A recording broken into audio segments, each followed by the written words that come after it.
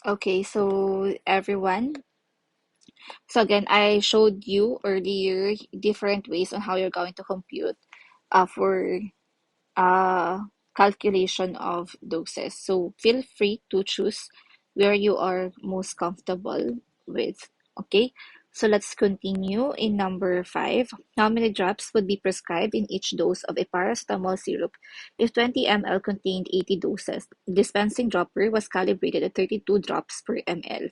Now, let's say for example this type of question. So very important actually na uh, nagamit yung dimensional analysis for this one. But anyhow, you can use any of the methods. So how many drops is what is being asked, be prescribed in each dose. So technically speaking, what we are looking for is the size of the dose. Given that the paracetamol syrup, the total dose is 20 ml, and the number of dose contained in 80 doses. So 80 doses is the number of dose. Okay, then you have your additional information. The dispenser dropper was calibrated at 32 drops per ml. Okay, so since what is being asked is drops, overdose, then we have to convert first our ml into drops. So pwede yan na dito pa lang mag-convert na tayo.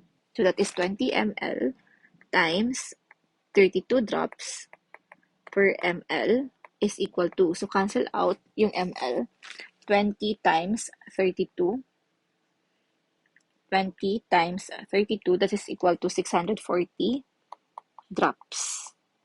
Okay, 640 drops.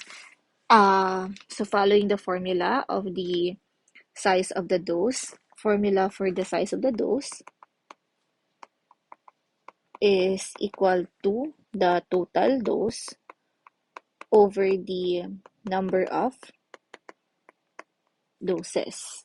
Okay, so that is equal to 640 drops. So 40 drops again equivalent to 20 ml over 80 doses. So the answer is 640 divided by 80 equals 8. So copy the units, 8 drops per dose. So we have here 8 drops per dose as the size of the dose.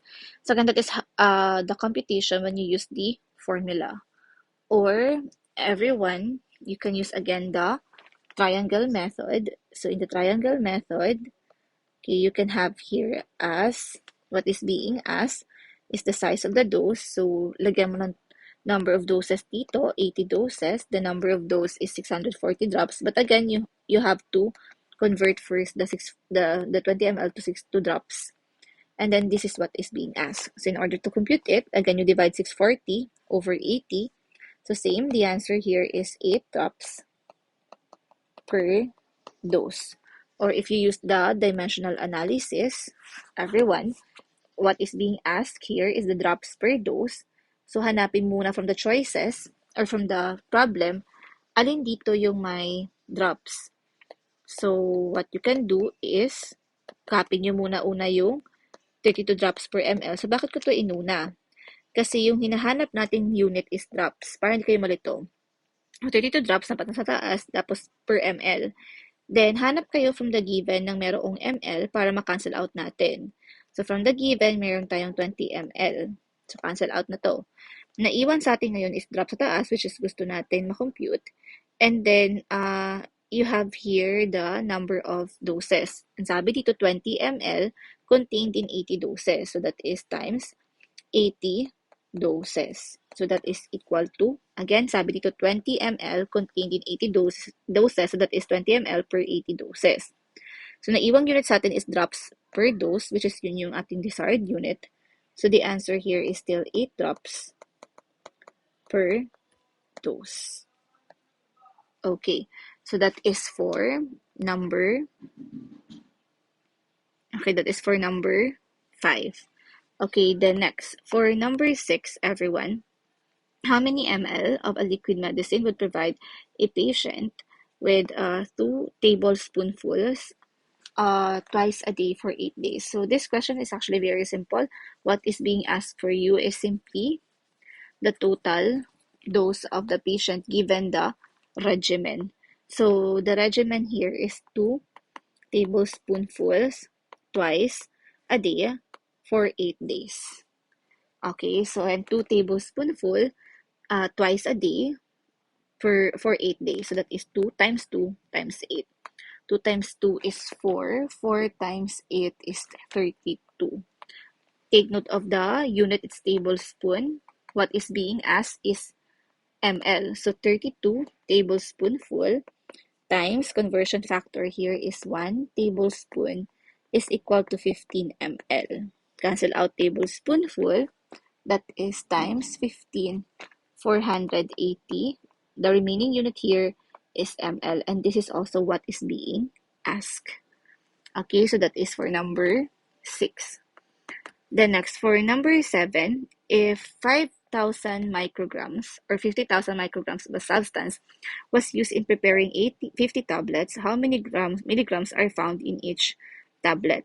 So if you're going to identify the given, which is actually the crucial one, 50,000 micrograms is actually the total dose. And then 50 tablets is obviously the number of dose. So yung pag sinabi natin number, usually that is in whole number. And then what is being asked here is the milligrams found in each tablet. So this is now the size of the dose. Okay. So again, triangle method to compute for the size of the dose. Ito yung hinahanap. So you have here the total dose over the number of dose. So technically speaking, i-divide natin yung total dose over the size of the dose. Okay, so the answer here is 50,000 micrograms divided by 50 tablets. That is equivalent to 1,000. Okay, micrograms per tablet. Now, you double check the problem, what is being asked. What is being asked here is how many milligrams per tab. So, ibig sabihin, i-convert muna natin yung micrograms into milligram. And that is 1 milligram is equal to 1,000 micrograms. Nasa baba yung micrograms because we have to cancel it out. But again, kopyahin nyo kung ilan yung mismong quantity niya sa conversion factor. So, that is 1,000 micrograms in 1 milligram. So, therefore, the answer here is 1 milligram per tablet. 1 milligram per tablet. Okay, so that is for number 7. Okay, and then for the last number 8, how many grams of a drug substance are required to make 2 bottles of 60 ml of a solution, each teaspoonful of which contains 4 milligrams of the substance? So ito naman yung klase ng problem which can be easily computed using the dimensional analysis, considering that you have several givens or units. So let's say, everyone, how many grams of a substance are required to make 2 bottles of 60 ml, or technically speaking, you're being asked of the total dose. Okay? So, yung desired unit natin sa dulo should be grams. So, pwede nyo unti-untiin yung given, okay, until you come up with a gram sa dulo. So, you can start with, for example, 2 bottles of 60 ml, then each teaspoonful contains 4 milligrams. I suggest you start with 4 milligrams kasi yung hinahanap natin is grams. Para masigurado natin na later on, yung dulo natin nasa taas yung grams. Para hindi magbaliktad-baliktad yung dimensional analysis. So 4 milligrams, yung karelasyon nyo dito is each teaspoonful. 4 milligrams per 1 teaspoon. 10 times, okay, hanap kayo sa given na pwedeng ma-cancel out natin yung teaspoon. So, walang teaspoon sa given except that mayroong 60 ml.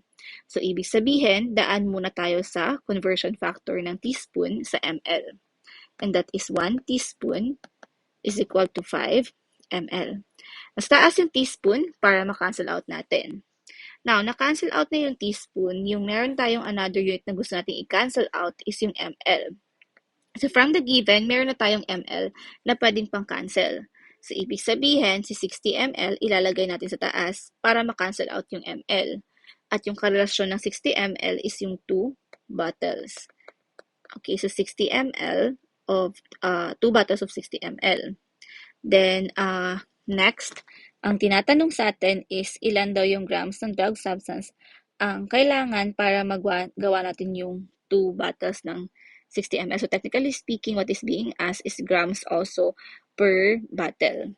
Okay, so, since milligrams po yan yung nasa dulo, so diretso natin convert, that is 1 gram is equal to 1,000 milligrams. So, naiiwang unit sa atin ngayon is gram and bottle, or that is gram per bottle, which is still correct kasi technically speaking asks for that number. Okay?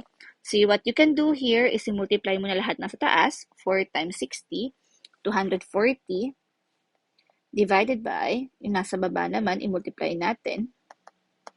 That is 5 times 2, 10, times 1,000, so that is 10,000. Okay, 10,000 bottles. So, pag i-divide natin to, 240 divided by 10,000, that is 0.024 gram per bottle. Okay, so that is for the solutions in practice question number 1.